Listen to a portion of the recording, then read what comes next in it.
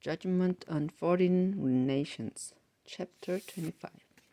Judgment on Ammon. The Lord God said, Ezekiel, son of man, condemn the people of Ammon, and tell them, You celebrated when my temple was destroyed, when Israel was defeated, and when my people were taken away as prisoners. Now I am going to let you be conquered by tribes from the eastern desert. They will set up their camps in your land and eat your fruit and drink your milk. Your capital city of Rabbah will be nothing but pasture land for camels, and the rest of the country will be pastures for sheep. Then you will know that I am the Lord God. You hated Israel so much that you clapped and shouted and celebrated. And so I will hand you over to enemies who will rob you. I will completely destroy you. There won't be enough of your people left to be a nation ever again, and you will know that I, the Lord, have done these things. Judgment on Moab. The Lord God said, The people of Moab thought Judah was no different from any other nation. So I will let Moab's fortress towns along its border be attacked, including Beth Jeshmoth, Baal Meon, and Kiriathaim. The same eastern desert tribes that invade Ammon will invade Moab, and just as Ammon will be forgotten forever, Moab will be punished. Then the people there will know that I am the Lord. Judgment on Edom. The Lord God then said, The people of Edom are guilty of taking revenge on Judah. So I will punish Edom by killing all its people and livestock. It will be an empty wasteland all the way from Teman to Dedan. I will send my own people to take revenge on the Edomites by making them feel my fierce anger. And when I punish them, they will know that I am the Lord God. Judgment on Philistia. The Lord God said, The cruel Philistines have been revenged on their enemies over and over and have tried to destroy them. But now it's my turn to treat the Philistines as my enemies and to kill everyone living in their towns along the coast. In my fierce anger, I will take revenge on them, and when I punish them, they will know that I am the Lord. Chapter 26. Judgment on the city of Tyre. 11 years after King Jehoiachin and the rest of us had been led away as prisoners to Babylonia, the Lord spoke to me on the first day of the month. He said, Ezekiel, son of man, the people of the city of Tyre have celebrated Jerusalem's defeat by singing. Jerusalem has fallen. It used to be powerful, a center of trade. Now the city is shattered, and we will take its place. Because the people of Tyre have sung that song, I have the following warning for them. I am the Lord God, and I am now your enemy. I will send the nations to attack you, like waves crashing against the shore. They will tear down your city walls and defense towers. I will sweep away the ruins until all that's left of you is a bare rock, where fishermen can dry their nets along the coast. I promise that you will be robbed, and that the people who live in your towns along the coast will be killed.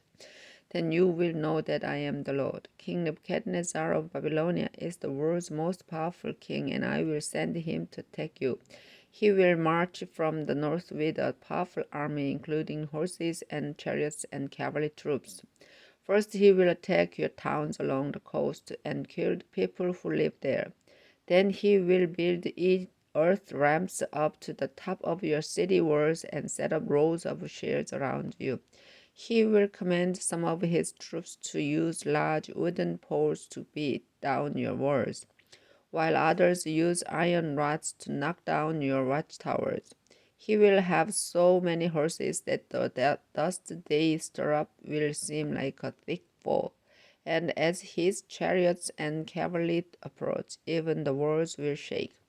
Especially when he proudly enters your ruined city, his troops will ride through your streets, killing people left and right, and your strong columns will crumble to the ground. The troops will steal your valuable possessions. They will break down your walls and crush your expensive houses. Then the stones and wood and all the remains will be dumped into the sea. You will have no reason to sing or play music on harps, because I will turn you into a bare rock where fishermen can dry their nets. And you will never rebuild your city. I, the Lord God, make this promise. The people of the nations up and down the coast will shudder when they hear your screams and moans of death. The kings will step down from their thrones, then take off their royal robes and fine clothes, and sit on the ground trembling. They will be so shocked at the news of your defeat that they will shake in fear and sing this funeral song. The great city beside the sea is destroyed. Its people once ruled the coast and terrified everyone there. But now Tyre is in ruins, and the people on the coast stare at it in horror and tremble in fear. I, the Lord God, will turn you into a ghost town. The ocean depths will rise over you and carry you down to the world of the dead, where you will join people of ancient times and towns ruined long ago. You will stay there and never again be a city filled with people. You will die a horrible death. People will come looking for your city, but it will never be found. I, the Lord, have spoken. Chapter 27. A funeral song for Tyre. The Lord said, Ezekiel, son of man, using a funeral song for Tyre. The city that is built along the sea and that trades with nations along the coast. To tell the people of Tyre that the following message is from me. Tyre, you boast about your perfect beauty and your control of the sea. You are a ship built to perfection. Builders used cypress trees from Mount Hermon to make your planks, and a cedar tree from Lebanon for your tall mast. Oak trees from Bashan were shaped into oars. Pine trees from Cyprus were cut for your deck, which was then decorated with strips of ivory. The builders used fine linen from Egypt for your sails, so everyone could see you. Blue and purple cloth from Cyprus was used to shade your deck. Men from Sidon and Arbat did the rowing, and your own skilled workers were the captains. Experienced men from Byblos repaired any damages. Sailors from all over shopped at the stores in your port. Brave soldiers from Persia, Lydia, and Libya served in your navy, protecting you with shields and helmets and making you famous. Your guards came from Arpad and Cilicia, and men from Gamat stood watch in your towers with their weapons hung on your walls. Your beauty was complete. Merchants from southern Spain traded silver, iron, tin, and lead for your products.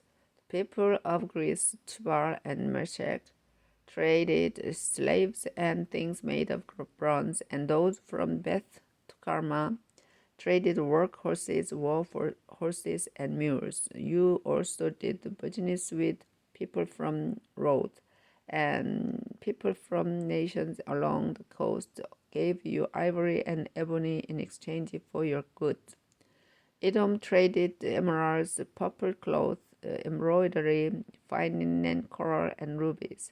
Judah and Israel gave you their finest wheat, best figs, honey, olive oil, and spices in exchange for your merchandise. The people of Damascus saw what you had to offer and brought you wine from Helbon and wool from Jahar, Vedan and Javan near Usar.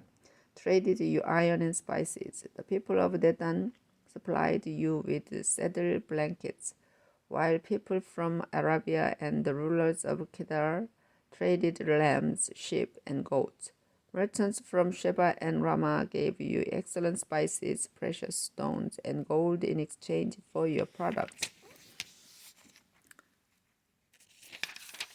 You also old business with merchants from the cities of Haran, Canaan, Eden, Sheba, Ashur, and Chilmad, and they gave you expensive clothing, purple and embroidered cloth, brightly colored rugs, and strong rope.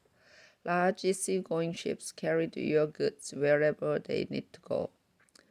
You were like a ship loaded with heavy cargo and sailing across the sea, but you were wrecked by strong eastern winds. Everything on board was lost. Your valuable cargo, your sailors and carpenters, merchants and soldiers. The shouts of your drowning crew were heard on the shore. Every ship is deserted. Rowers and sailors and captains all stand on shore. Mourning for you, they showed their sorrow by putting dust on their heads and rolling in ashes. They shave their heads and dress in sackcloth as they cry in despair. In their grief, they sing a funeral song for you. Tyre, you were greater than all other cities, but now you will lie in silence at the bottom of the sea. Nations that received your merchandise were always pleased. Kings everywhere got rich from your costly goods, but now you are wrecked in the deep sea with your cargo and crew scattered everywhere. People living along the coast are shocked at the news. Their rulers are horrified, and terror is written across their faces. The merchants of the world can't believe what happened. Your death was gruesome, and you are gone forever.